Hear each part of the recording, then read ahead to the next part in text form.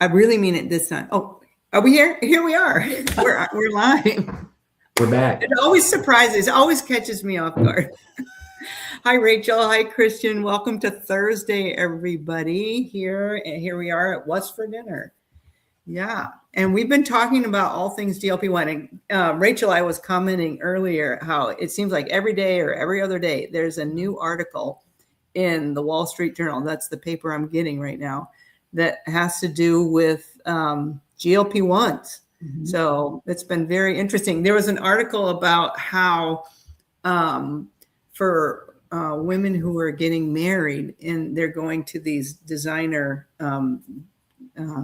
dress shops, how they have to sign an agreement that that this is their weight for the dress that they bought, so that they can't.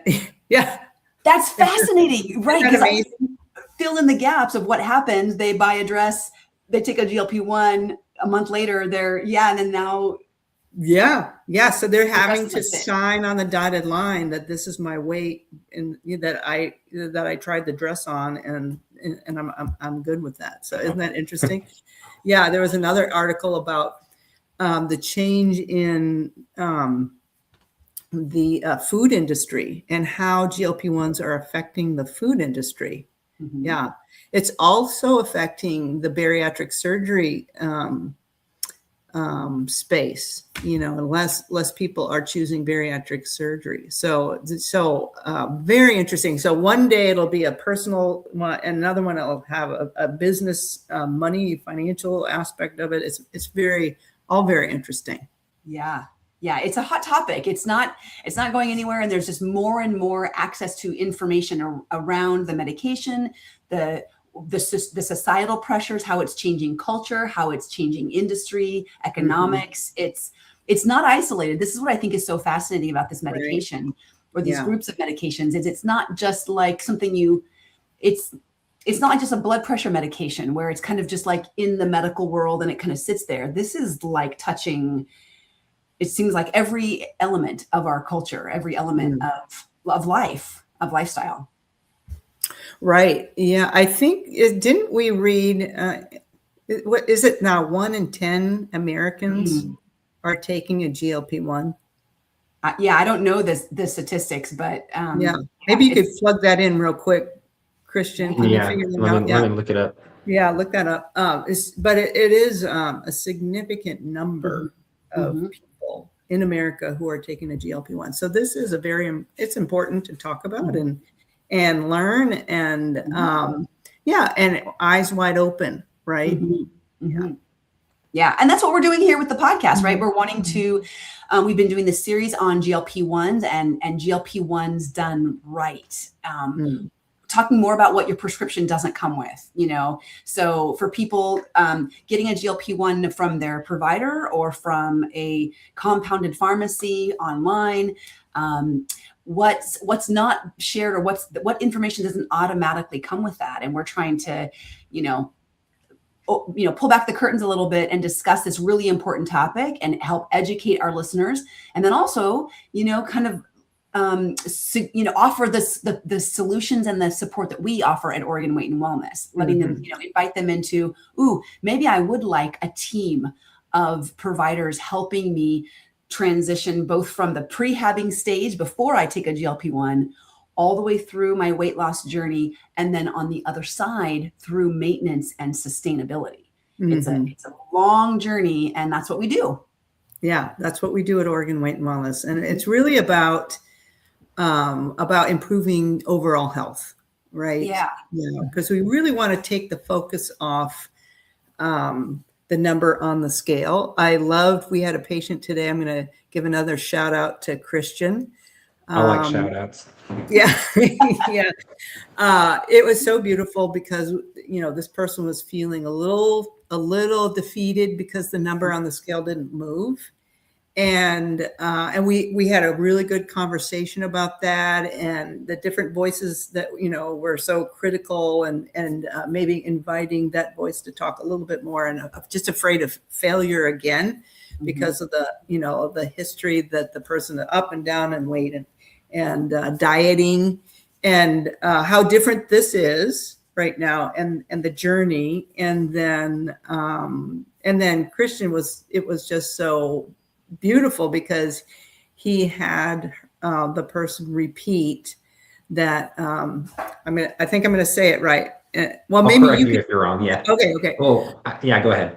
Yeah. No, you say it. You say it. You tell us what you told her to say. The phrase that we had her say was, "My weight does not equal my health." Yeah. My weight does not equal my health. And then the other part of that was what? And then the other part was, so that was the not bad thought, the incorrect or the incomplete thought. And we want to replace that with a new thought, which is, my weight is part of my health. Yeah. Right. My weight is a small part of my health. And which is why, and that really, those two simple phrases are so important, because people intuitively understand this, but it just, with all the media that we're fed and the industries and what we're told about obesity, is it is your weight. It's everything about your health, excuse me. But that's why some patients, they start losing weight and then they kind of maintain their weight, and despite doing all the right things. And it's because their body they're getting healthy. And sometimes the body, to get healthy, it doesn't lose weight. It needs to clean up this gunk over here. It needs to fix something over here. And then once it gets all of those other things cleaned up and we're a little bit healthier, then the weight starts to drop. So getting healthy does not mean I will always be losing weight. You will lose weight as you get healthy over the long run, but there's a lot of other stuff that go into being healthy. Right. And just FYI, the numbers on GLP-1, about more than 1 in 8 Americans, so about 12%, have either used or are currently using it, a GLP-1. And it is estimated that roughly 6% of Americans are currently using a GLP-1. Wow. Yeah, that's a big number. It's a really big number. Yeah. Yeah. Thanks for looking that up. And what a great, I love the way you described, Christian. We talk a lot about that in coaching, because patients do come with those plateaus and those times when they feel stuck, and maybe their first month or a couple months on this journey, they've lost some good weight and they're feeling momentum. And then all of a sudden their bodies they just hit the brakes, right? The weight loss hits the brakes.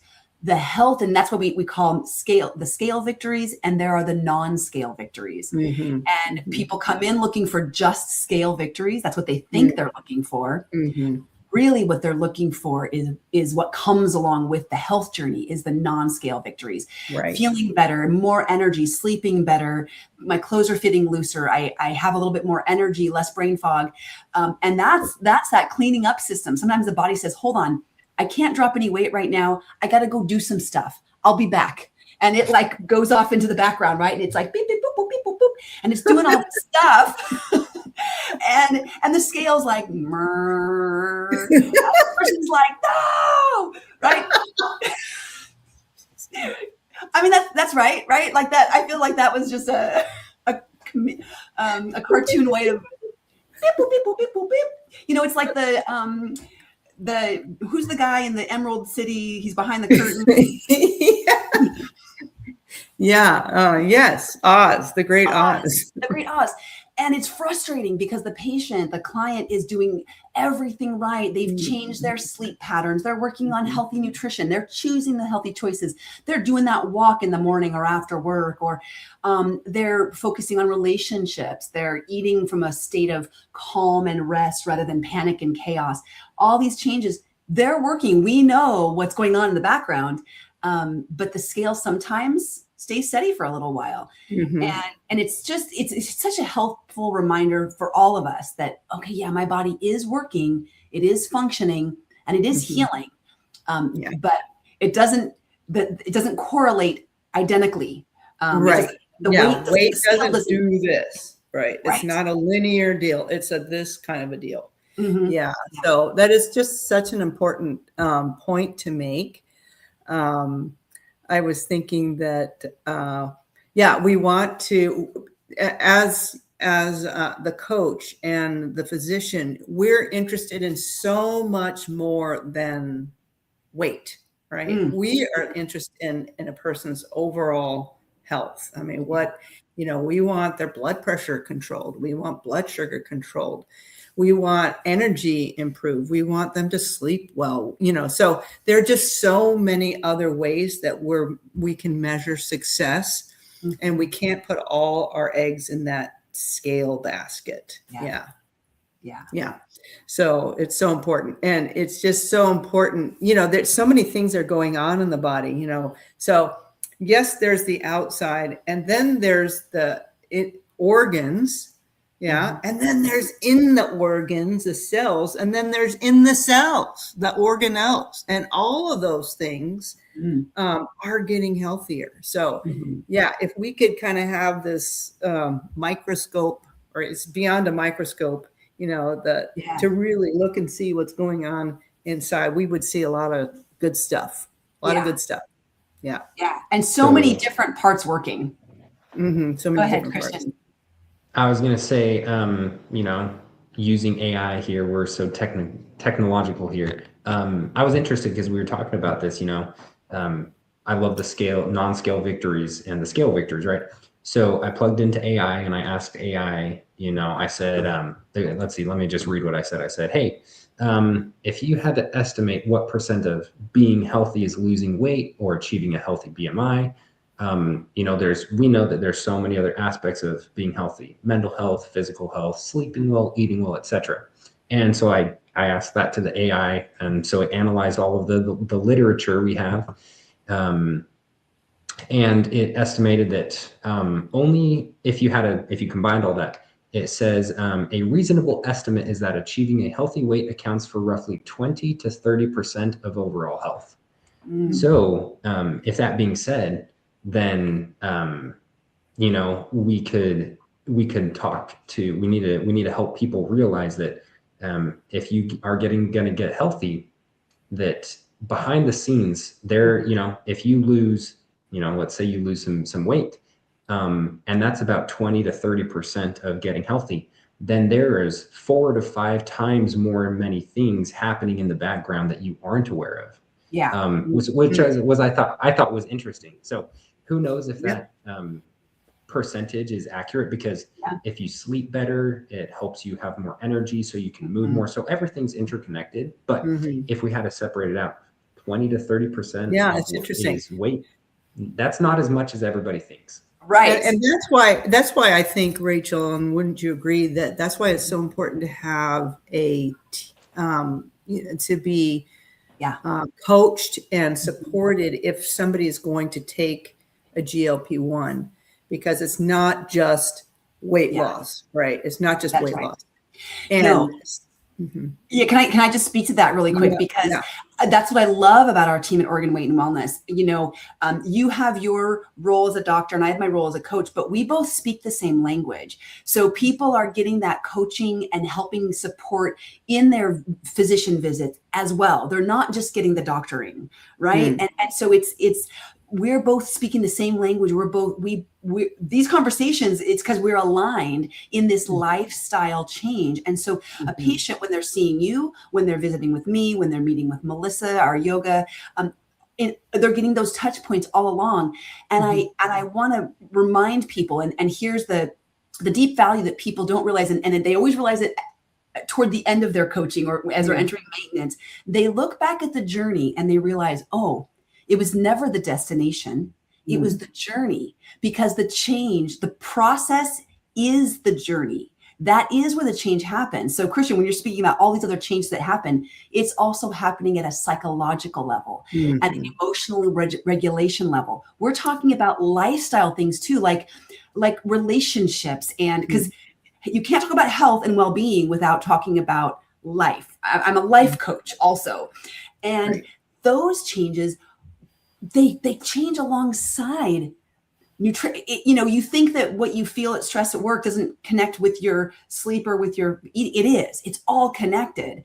So the change that's happening is also at this bigger life quality level that people don't see until they go over here and go, oh my gosh, I'm a different person on the other side of this. Yeah, that's so important, Rachel, because it's not just about taking a medicine and then I'm good. You know, I'm going to take this medicine. I'm going to lose weight. I'm good.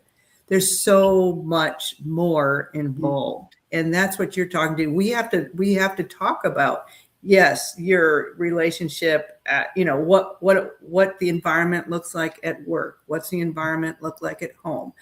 How do you feel on a vacation? You know, so all these different environments and how we can set ourselves up for success in any and every environment. And that has to do with mindset. It has to do with paradigm shifts. It has to do with a bigger picture. Yeah, it's so much more than just, oh, there's my medication, I'm good. You know? Right. Well, and the scientific literature backs that up. You know, take these examples. We talked a little bit about bariatric surgery. We talked a little bit about GLP-1s. If that was the only thing we needed to, you know, conquer, you know, a lifestyle and lose a bunch of weight, then the results from the surgeries and the GLP-1s would be 100% improvement, but we don't see that. We see some improvement and we see a lot of improvement sometimes, but we don't see 100% improvement. So it really, you cannot rely on these. There is no get healthy, lose weight quick schemes, right? Just like there's no get rich quick schemes. You gotta do it all. And they're helpful tools. They're helpful tools, but if they were end all be all, the data would show that they are 100% effective, and it doesn't show that. Right. Great point. Yeah. Great point that this new amazing medication or group of medications is no different than many of the things we've all tried in the past, because it's got to be done alongside the lifestyle change, because there's otherwise we don't have long-term success. Right. Yeah. And that's what we want. We want long-term success. We want to really stop this yo-yo kind of dieting. And we want to just, you know, you talk about this a lot. We want to identify as a person who knows how to take care of herself or himself. So we are human beings. As human beings, we have needs. Those needs include bringing nutrient-dense foods into our bodies on a regular basis. It includes moving our bodies on a regular basis. It includes sleeping. It includes connecting with other people in a healthy, respectful way. So, we're human beings with needs, and we got to figure out how to meet those needs. Yeah. So it sounds so simple, doesn't it? I really like the phrase. I heard it in another context, but I think it applies here. Give people back their freedom. And so here, what we want to do for all of you guys is we want to give you back your freedom. We want to make you free to make healthy choices, to do the things you want to do, to feel healthy. So we want to give you back your health, and we want to give you back the control of your health, because there's some things that aren't in your control, but a lot of things are in your control. That's what we want. Yeah. Good. Yeah. Good. All right. Well, where are we headed? I mean, we've talked a lot of good stuff here. Where are we headed? What's our next little bit about the GLP-1s? What were we going to talk about today? Yeah, I think, well, we were going to talk more about eating on a GLP-1. And we, as per the usual, for those listening who are regular listeners, you know that sometimes we start here and we go like this because we kind of wing these conversations, because what comes up is the energy around the topic and what's needed. So, but we do want to address eating on a GLP-1. We want to address your brain on a GLP-1. Ooh, that's my favorite part. And we want to address sustainability on or off of a GLP-1. Why? Like each person's going to choose something different, but what's on the other side? And then I think one of our final topics will be rapid fire kind of Q&A, the questions we get asked the most, the questions that people are confused about, and then we can see if we can, clear up some of that confusion. Yeah. So I don't know, do we want to spend a few minutes? Do we have time? Yeah, maybe we could start. Yeah. And the major thought that I have is because the GLP-1 medications, just as a reminder, what they do, they slow gastric emptying. So they're keeping food in the stomach longer. And so people feel less hungry because it's an empty stomach that creates the ghrelin, which is the hormone that tells my brain eat something. So if I have food in my stomach longer, then I'm not going to make as much ghrelin, and I'm not going to have as much hunger. And then it also increases the feedback signal from the small intestine to the brain that says stop eating. So people on a GLP-1, they eat less food volume. Their portions are less. And the number one thing to think about that is that if I'm eating less food, it may be less energy coming in, but it might be also less nutrient density coming in. So if I'm eating less food, then I need to make sure my priority is going to be nutrient dense food. Yeah. What do we mean by nutrient dense food? Yeah. Christian, I'm going to let you answer that. Yeah. You're on the spot. So nutrients are the easiest. We're all about making things easier for people. Life is hard enough, so we want something easy. And a very quick, easy rule that you can, rule of thumb that you could live by is if it's natural, if it's whole, and it's, there's some other ones, but natural and whole are probably like the two biggest rules to follow. It's better to eat an apple than it is to drink apple juice. You didn't change anything, you just juiced it, and you took away some things, and so eating the apple, it's got the whole thing. So eating whole fruits, eating whole vegetables, eating less processed foods, because processing, that is literally the definition of a food. So maybe we should call processed foods denutrified foods.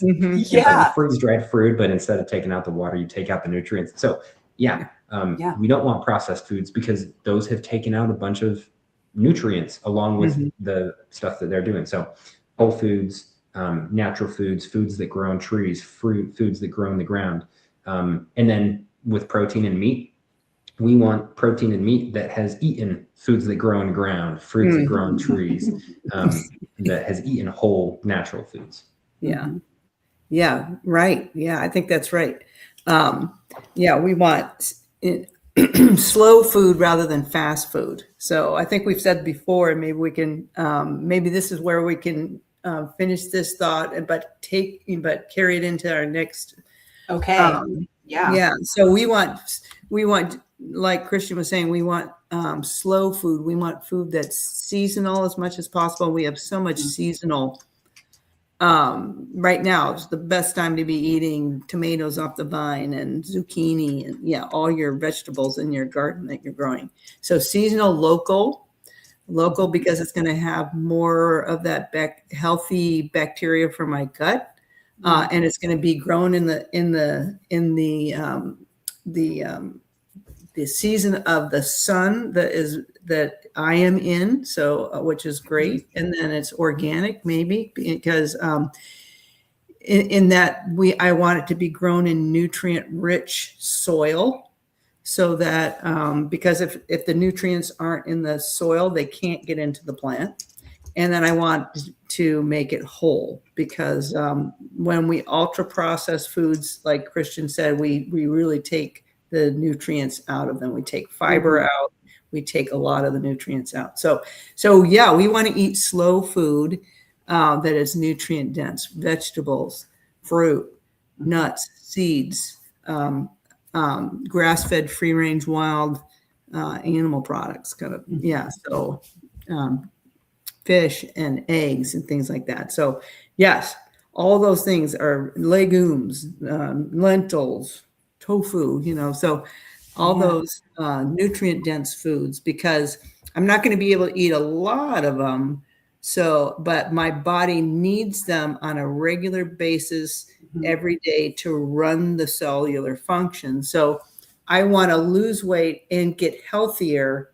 If that's my goal, I have to bring the building blocks for my cells in. Yeah, it's so interesting because what we're saying is not new advice, right? This has been the healthy eating advice forever for a healthy, long-lived life. Why it becomes even more interesting is what you said, Dr. Gilbert, that if we're taking in less food, we can't really eat as much. If the food isn't fully nutritionally dense, we're becoming malnourished. And maybe that's where we can really pick up next week the risks and why this is so important. If we are eating in a lot of food and high portions of foods, there's a higher chance you're going to get the nutrients in from, the more you take in, the more likely, it might still be pretty nutrient deficient, but it's more likely you might be getting more. But if now all of a sudden you've shrunk way back and your portions are way smaller, if the choices are, a small little snack size bag of potato chips and that's all you could eat, it's a smaller portion, less food, but what was it? It was nothing. And I think we see that every day with the patients and the clients, right? The appetite is decreased, not as much of a desire to eat. And then, so what do the choices become? And this is where it becomes a little bit more complicated, but we can solve for that. Mm-hmm. That's right. Yeah, that's so. It's so important because I can eat if I'm eating McDonald's and now all of a sudden I'm eating less McDonald's. I might lose some weight, but I'm not going to get healthier. Right. Yeah. And sorry, McDonald's, that I dissed you, but yeah. So yes. So right. And some ultra processed food aren't just nothing. They're actually working against me. Right. So, right. Yeah, Great point. Yeah. And so I want to do everything for my health, for my cellular health, nutrition. And so I want to make sure that I'm eating nutrient dense food. So the other thing is that it's going to create less side effects. And maybe this is where we can stop and pick up next time, because there are foods that people find out. I mean, they learn sometimes the hard way. Trial and learn. We like to say trial and learn. That's right. Yes. And they eat a certain food and like, oh, I'm gonna do that again. But some people do that a couple of times until they like connect the dots. But but when you're gonna have a lot less side effect from eating real food than from eating the fried or the ultra processed food. So, which is a wonderful benefit. If you listen to your body on a GLP-1, it's a nice little gift it's trying to give you. It really does sort of steer you away from some of these ultra processed foods in many ways. Yeah. And then what we want to do is make that choice a time and time again, because that then creates new neuron pathways in our brain. And it helps kind of solidify old pathways. And so we want to reinforce these new pathways in our brain. So this becomes the rut. The healthy food choice becomes our new rut. Yeah. Yeah. Love it. Yeah. So, okay. Yeah. So good. Yes. We'll keep this conversation going. And in the meantime, I'm hungry. I'm going to eat lunch. I'm going to eat my dinner for lunch. So I have the rest of my base salad in the refrigerator, and I had it with my lemon vinaigrette dressing, and then I'm gonna have I'm looking forward to this. I have some plain Greek yogurt that I'm just gonna put.